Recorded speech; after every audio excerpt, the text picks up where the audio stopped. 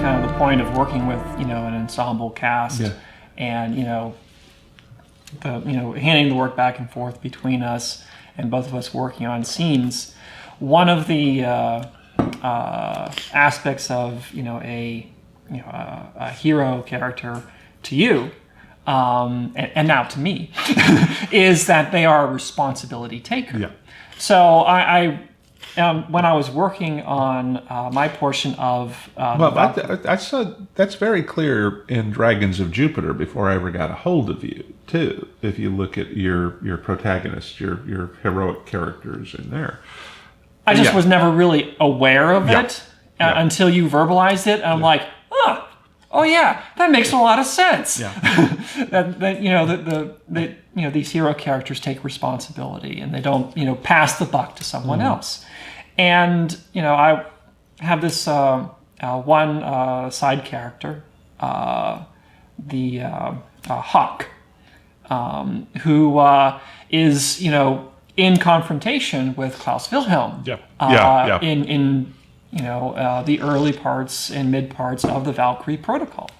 And, the way that, and I wanted to make sure that, David, you knew my intentions, that, even though he is wrong, he's still a good guy. Yeah. And I did that by when things go to hell in a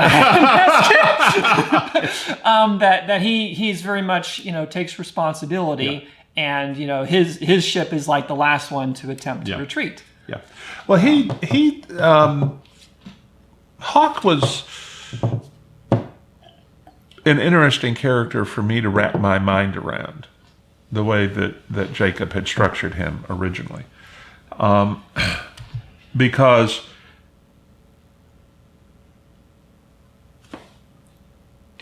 the problem is that you have a group of very strong, very competent people.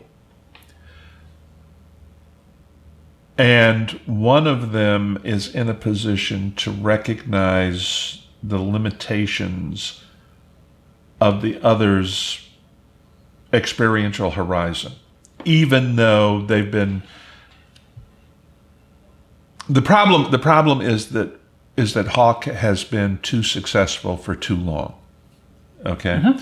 And he is totally confident that he can handle this situation. It's much too important to let it just, kind of slide by. And that means you can't possibly let this aborigine from the 20th century be making the decisions involved.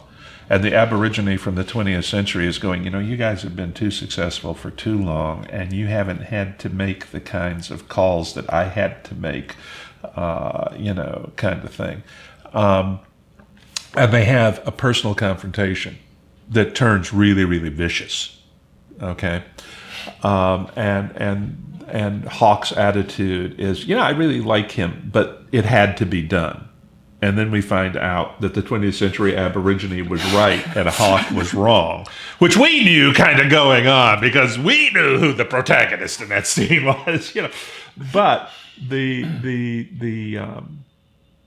fact that both Hawk and Klaus Wilhelm are able to continue to work together after that scene, after Hawk, it's like, let's put it this way, it does not work out the way he thought it was going to work out. And it could have been like really, really, really bad. Okay. In fact, it would have been really, really bad if not for, but we'll just leave off. Just leave it there. But the two of them understand that they have to work together, and therefore they do. Okay. Now there's you haven't seen this yet at the time of that we're taping this. Okay. But there is a kind of little follow-up scene that I wrote. Oh, really? In book 3. Okay. Yeah. I'll be looking forward to that. And I think that you will I hope that you will prove how their relationship has evolved. As long as it's not Hawk saying, listen, we don't need any 20th century jerks doing this, we'll be good. No. Okay. Nothing like that. Nothing like that. Okay. Well, I think probably we should close by just saying we think we've done pretty good here. And this was definitely a book in which both of our strengths were called upon. Absolutely. And I think that it really, really worked well.